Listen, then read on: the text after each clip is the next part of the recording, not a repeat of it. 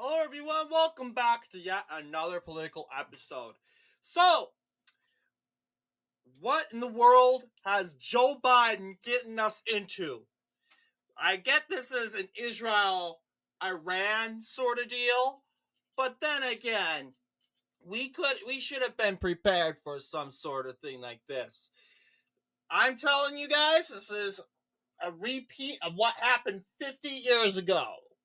Iran separated from the United States during the administration of Jimmy Carter. The Shah of Iran cried wolf and cried all the way to the United States. And because of the incompetence of the imperial monarchy of Iran, we have this toxic, hateful, demonic republic, the Islamic Republic of Iran, that sees nothing but to destroy everything that gets in its selfish, pitiful way. Iran, with around 200 drones, striking over at Israel, over at the outskirts of Jerusalem. Therefore, ballistic missiles has been heard all the way from Jerusalem as sirens roar. Complete devastation. And I ask you all that say that Trump was going to start World War III. And I look at you and say, can we admit that this was just your Trump derangement syndrome? Can we admit that this was all in the end just TDS? You are mad that Trump won the election in 2016, and now you're spewing liberal TDS talking points stating that, oh, Trump's going to get us into this, Trump is going to get us into that. Really? You really think that? So now we have another theater of war. My expectations is Iran isn't going to keep the drones going unless Iran wants an invasion. Honestly, if Iran planned an attack on Israel using Hamas for no specific reason, they have a reason for everything. They'll say, Israel is existing. That is the reason in their mind. Israel's existing, we have to stop them. Okay? That's their reason. Now, why now, though? In the end, this is a conflict. So, yes, I have some criticism.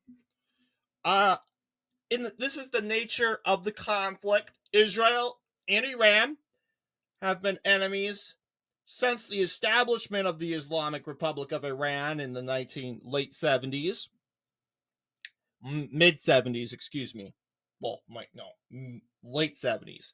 I keep thinking, yes, it's near Reagan, but late 70s, Islamic Republic of Iran. It was actually Iran, the imperial state of Iran, and the state of Israel. They used to be close friends under the United States. In fact, history has proven that Muslim Arab countries can be friends with Israel. It can be proven.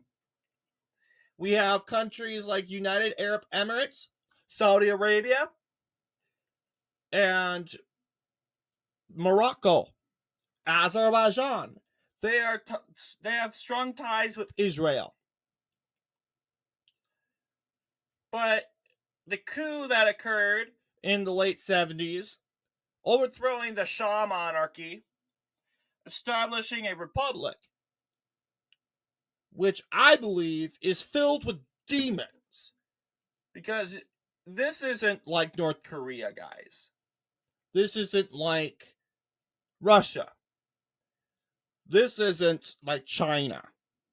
These people are really possessed by some sort of demon. They just cannot stand the United States. They cannot stand Israel. Even Hitler and Nazi Germany weren't this toxic. I believe the Nazis truly had demons clenched to them. But living on Earth and living in these times of war, it appears that Iran has so many demons lynched on to the Islamic Republic of Iran. So many can't be identified. But yes, we stand with the state of Israel in this channel. We support Israel's right to war, right to defend itself, and we encourage Israel to redirect their attention to their pre-war goals. For instance, the goal, removing Hamas from Gaza completely. I am critical that Israel struck Iran over a couple weeks ago, in a Syrian base in Iran, the Iranian embassy in Iran. I was very critical of that. Reason being, Israel's in a tough spot right now. Is Netanyahu really smart enough to launch a two-front war? The idea is Iran isn't going to get involved because, once again, this is the game, right? The game. Did we declare war on Iran when Iran struck our base about a month ago? No. We went and bombed Syria. We bombed Syria. And supposedly, we had Israel do the bombing for us because we're cowards. Under Joe Biden, absolutely.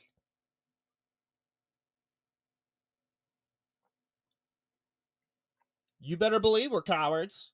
We have actual people in the United States.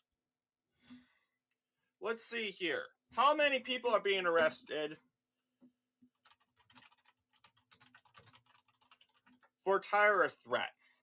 Idaho teen arrested over alleged plan to kill churchgoers in the name of ISIS. Idaho teen. Wow. This is getting way out of hand. So apparently now terrorism's okay.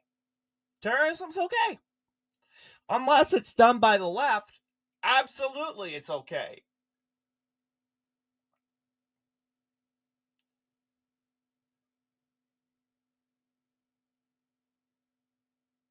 This was a couple of weeks ago, but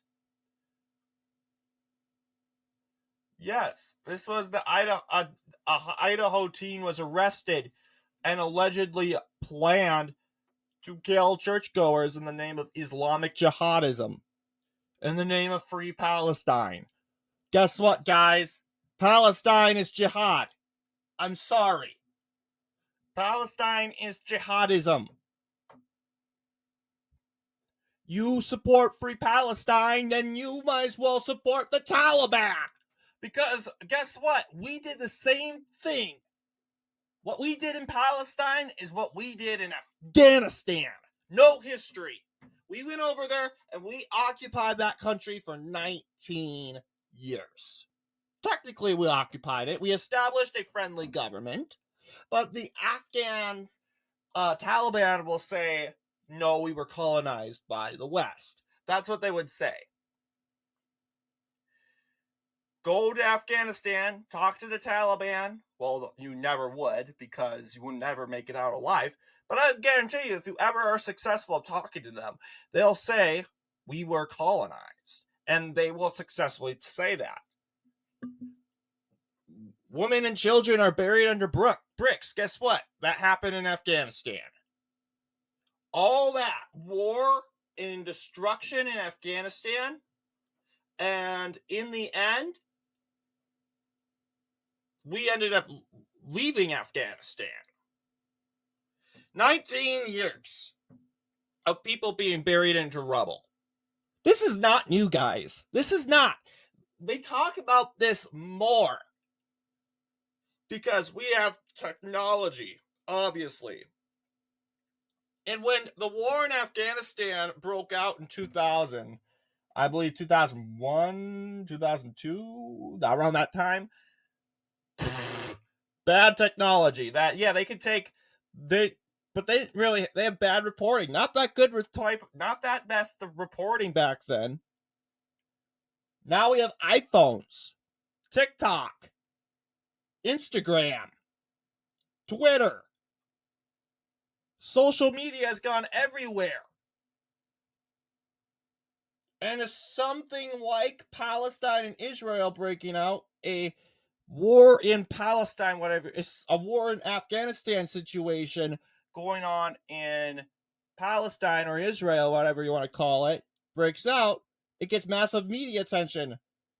No wonder. If, let's just say, the war in Afghanistan broke out in today, and it hadn't broken out in 2001, and it happened today, with our massive social media and massive social technology, the left would be losing their minds.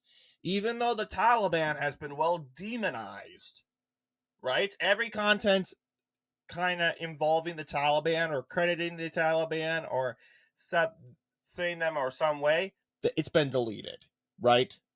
We are sending people to Guantanamo Bay who are alleged supporters to the Taliban, or terrorists, as we would like to call them.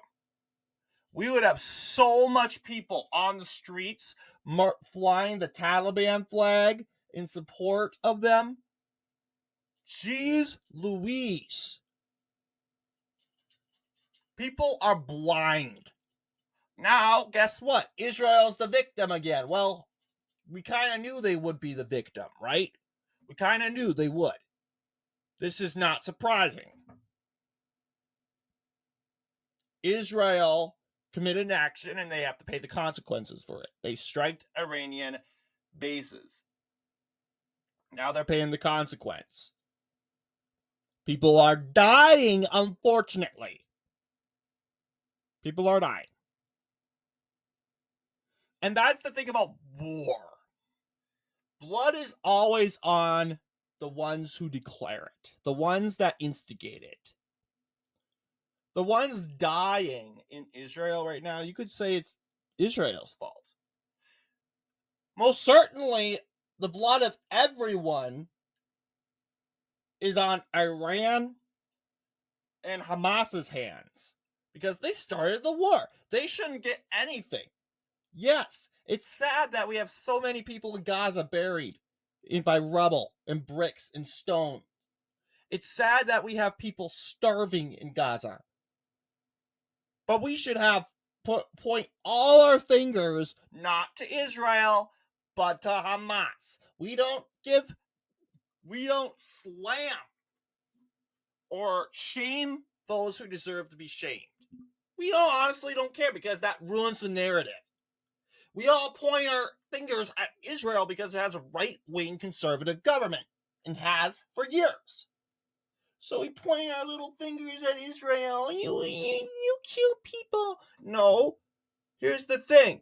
Take a look at Ukraine and Russia. Just as much people are buried into rubble, especially in Ukraine. Now, civilian lives, not so much, because the war in Ukraine has been redirected towards a front where only soldiers and combatants are only facing each other in more eastern areas. A lot of these civilians have fled, but a lot have stayed. And guess what? I can guarantee you there's at least one person in Ukraine buried in rubble. There's one person everywhere that's buried in rubble. Or a group of people. This is the world. And we act so surprised and so sad. It's been like this for years. The world's cruel. The world is evil. What are you guys thinking? Of course people are buried into rubble. Of course, people are eating their own dogs and their own pets. It's sad to think about, but this is the world. I'm not saying accept it and don't do anything about it, but don't act so surprised. Are you kidding? And don't play the blame game. People are dying and you're pointing fingers at people? Really? That's how you show people you care? So tell that to free Palestine right now. The only way to save this world is by prayer. By prayer alone. That's the way. No other way. You can donate, you can fundraise, you can do that. But I'm going to tell you, nothing's going to be more successful than prayer during these times. Anyway, what are your thoughts? Comment down below. And as always, I will see you all in the next political episode.